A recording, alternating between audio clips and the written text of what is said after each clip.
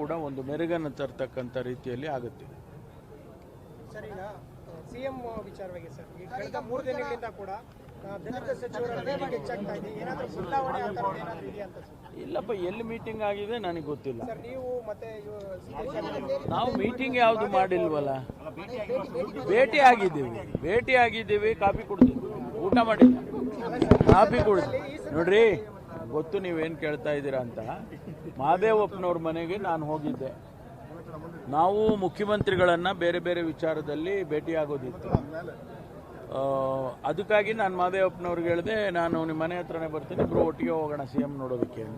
ಇಲ್ಲೇ ಬನ್ನಿ, ಕಾಫಿ ಕುಡ್ಕೊಂಡು ಹೋಗೋಣ ಜೊತೆಯಲ್ಲಿ ಅಂದರು. ನಾನು ಅವ್ರ ಮನೆಗೆ ಹೋಗಿ ಕಾಫಿ ಕುಡ್ದು ಅಷ್ಟೊತ್ತಿಗೆ ನಮ್ಮ ಪಕ್ಕದ ಮನೆಯೇ ನಮ್ಮ ಸತೀಶ್ ಜಾರಕಿಹೊಳಿ ಅವರು ಬಂದರು. ನಾನು ಬರ್ತೀನಿ ಅಂತ 3 ಜನ ಮಾತಾಡಿಕೊಂಡು ಚೀಫ್ ಮಿನಿಸ್ಟ್ರು ಅಲ್ಲಿ ಪವರ್ ಕಾರ್ಪೊರೇಷನಲ್ಲಿದ್ದರು, ಅಲ್ಲಿಗೆ ಹೋದ್ವಿ.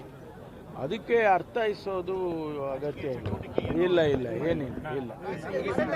ಇಲ್ಲ ಅಂತ ಕ್ಲಾರಿಫೈ ಮಾಡ್ತಾ ಇದ್ದೀನಿ. ಆ ರೀತಿ ಯಾವುದು ಕೂಡ ಆ ವಿಚಾರಧಾರೆಗಳು ಯಾವುವು ಇಲ್ಲ. ನಾವು ಇದ್ದೇ ಇದ್ದೀವಲ್ಲ, ಮುಖ್ಯಮಂತ್ರಿಗಳಿಗೆ ಮಾರಲ್ ಆಗಿ ಅವರ ಜೊತೆಯಲ್ಲಿ ನಮ್ಮ 136 ಶಾಸಕರು ಕೂಡ ನಿಂತಿದ್ದೇವೆ. ನಾವೆಲ್ಲರೂ ಕೂಡ ಅವರ ಜೊತೆಯಲ್ಲಿ ನಿಂತಿದ್ದೇವೆ, ಎಲ್ಲ ಸಚಿವರು ಕೂಡ ನಿಂತಿದ್ದೇವೆ. ಅದರಲ್ಲೇನು 2 ಮಾತಿಲ್ವಲ್ಲ. ನಮ್ಮಲ್ಲಿ ಯಾವುದು ನಾನು ಬೇರೆ ಇದ್ದೀನಿ ಅಂತ ಯಾರು ಹೇಳಿಲ್ಲಲ್ಲ ಇಲ್ಲಿವರೆಗೂ. ಹೇಳಿದಾರೆ ಪ್ರತ್ಯೇಕ ಸಭೆ ಅಲ್ಲ, ಮತ್ತೆ ಅದೇ ಹೇಳ್ತಿರಲ್ಲ ನೀವು. ಸಭೆ ಅಲ್ಲ, ಕಾಫಿ ಕುಡಿಯಕ್ಕೆ ಹೋದ್ರೆ ಸಭೆ ಆಗೋಲ್ಲ. ಒಬ್ರು ಇಬ್ರು ಹೋಗಿದ್ರೆ ಅದೇನು ವಿಶೇಷತೆ ಅಲ್ಲ. ಕನಿಷ್ಠ ಒಂದು 10 ಜನ ಆದ್ರೂ ಸೇರಿದ್ರೆ ಅದಕ್ಕೆ ನೀವು ಅರ್ಥ ಕಲ್ಪಿಸ್ಬೇಕು.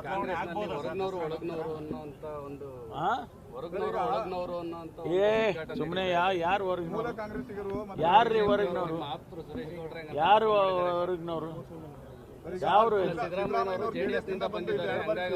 ಯಾರು ಹೇಳಿದ್ದಂಗಂತ? ಯಾರು ಸುರೇಶ್ ಗೌಡ್ರು? ಅವರು ಕಾಂಗ್ರೆಸ್ನವ್ರ? ಅವ್ರಿಗೆ ಬೆಂಕಿ ಹಚ್ಚೋ ಕೆಲಸ ಅವ್ರದ್ದು.